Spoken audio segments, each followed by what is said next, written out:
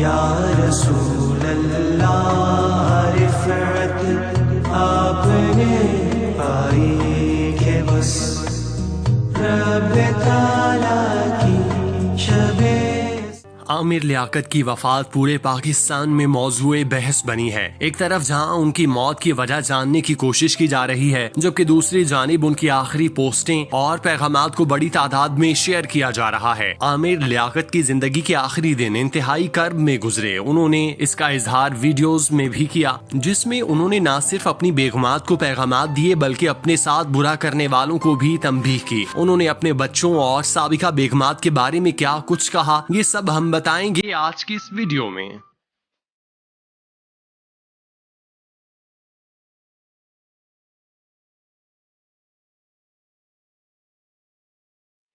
صحرا ہے خیاباں گلزار۔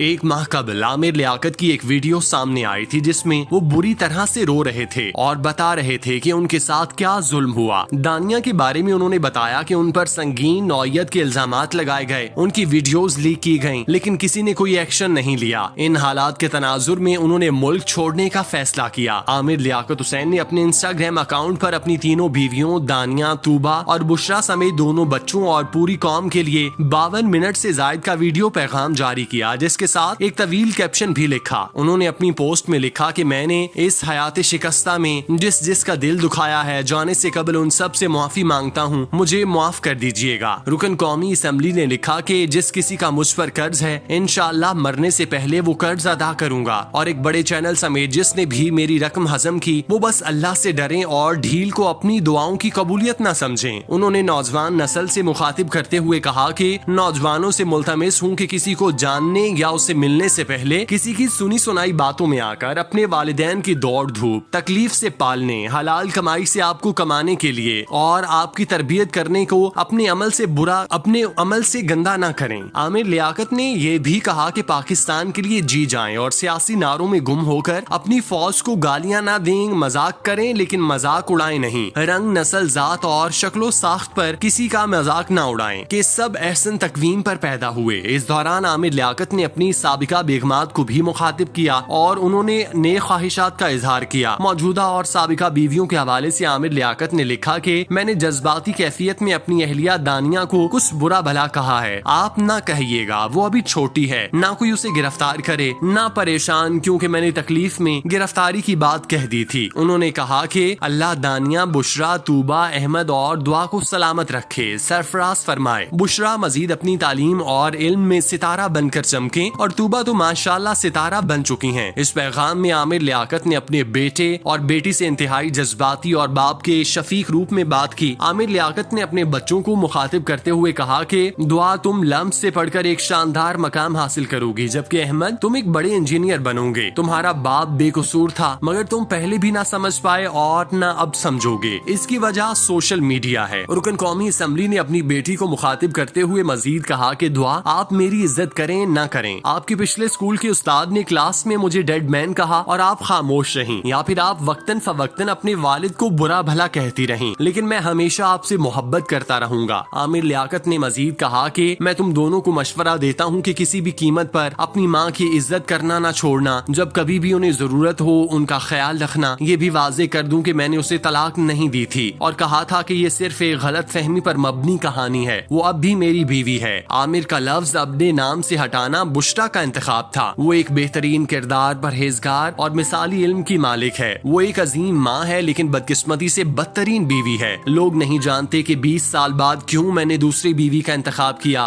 یہ ہمارا نازک ذاتی معاملہ ہے۔ میں اپنے آپ کو والدہ سمیت کسی کی بھی اجازت نہیں دوں گا کہ میرے خاندان کی پرائیویسی پر حملہ کرے۔ عامر لیاقت نے بتایا کہ مجھ پر کچھ قرض ہیں، ان کو جلد ادا کروں گا۔ ابھی میرے پاس پیسے ختم ہو گئے، ملک چھوڑ جاؤں گا لیکن میں آپ دونوں سے محبت کرتا رہوں گا۔ جواب میں ٹی وی اینکر نے روتے ہوئے کہا کہ جس نے 5 حج کیے ہوں اس پر الزام لگایا جا رہا ہے کہ وہ خدا کو نہیں مانتا، جب برا وقت آتا ہے تو اپنے بھی پرائے اور بیگانے ہو جاتے ہیں۔ دانیہ نے ان پر الزامات لگائے لیکن کسی نے اس سے نہیں پوچھا کہ الزامات کے کیا ثبوت ہیں۔ رکن اسمبلی کا کہنا تھا کہ میں نے لودھرا کی ایک لڑکی کو عزت دی تھی۔ ملک کا کوئی بھی ادارہ ان لوگوں کے خلاف کارروائی نہیں کر رہا، مجھ پر الزامات لگا رہے ہیں اور دانیہ سے انتہائی رقیق سوال پوچھتے ہیں۔ رکن قومی اسمبلی نے یہ بھی کہا کہ میں انسٹاگرام ٹویٹر اور فیس بک پر ہمیشہ فعال اور جیسا ہوں ویسا ہی ملوں گا. تمام احباب، ساتھی، کارکنان اور غیر مشروط چاہت رکھنے والوں کا بے حد شکریہ.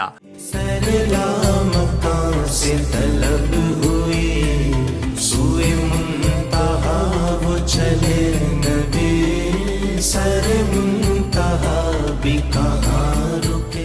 عامر لیاقت کی جانب سے کیے جانے والے اعلان پر نہ ہی ان کی سابقہ بیگمات کا کوئی رد عمل آیا اور نہ ہی دانیہ نے اس بارے میں کوئی بیان جاری کیا. عامر لیاقت کے اس بیان کے حوالے سے یہ بھی کہا جا رہا ہے کہ انہوں نے عوام کی ہمدردیاں سمیٹنے کے لیے یہ جذباتی بیان داغا تھا تاکہ وہ میڈیا جو اس وقت صرف دانیہ کو کوریج دے رہا تھا وہ ان کی بات بھی سنے. عامر لیاقت کو سب سے زیادہ تحفظات سائبر کرائم FIA اور پاکستانی عدالتوں سے رہے. جب ان کی ویڈیوز منظر عام پر آئیں تو کسی ادارے نے اس کا نوٹس نہیں لیا اور نہ ہی اس معاملے پر دانیہ سے جواب طلب کیا کہ انتہائی نجی ویڈیو لیک کرنے پر عامر لیاقت نے ملک کے اداروں سے سوال بھی کیا تھا کہ کیا انہیں انصاف مل پائے گا، لیکن ایسا کچھ نہ ہو سکا. دانیہ ان کی ویڈیوز لیک کر کے ان پر الزامات لگا کر میڈیا کی نظر میں مظلوم قرار پائی، جبکہ عامر لیاقت ننگی ویڈیوز لیک کروانے اور بعد میں وضاحتی بیانات اور معافیاں دینے کے باوجود مجرم قرار دیے جا رہے تھے. اداروں کی جانب سے سنوائی نہ ہونے پر عامر لیاقت اس قدر دل برداشتہ ہو گئے کہ انہوں نے ملک سے چلے جانا ہی بہتر سمجھا. عامر لیاقت کی جانب سے ملک چھوڑنے کا اعلان کیا گیا، لیکن کسی نے ان پر ہونے والے ظلم کے خلاف آواز نہیں اٹھائی، جس کی وجہ سے وہ اندر سے گھلتے چلے گئے اور پھر ان دکھوں اور غموں کو سینے میں سمو کر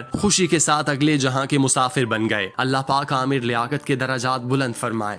آمین. مولایا صلی وسلم دائما ابدا علی حبیبک خیر الخلق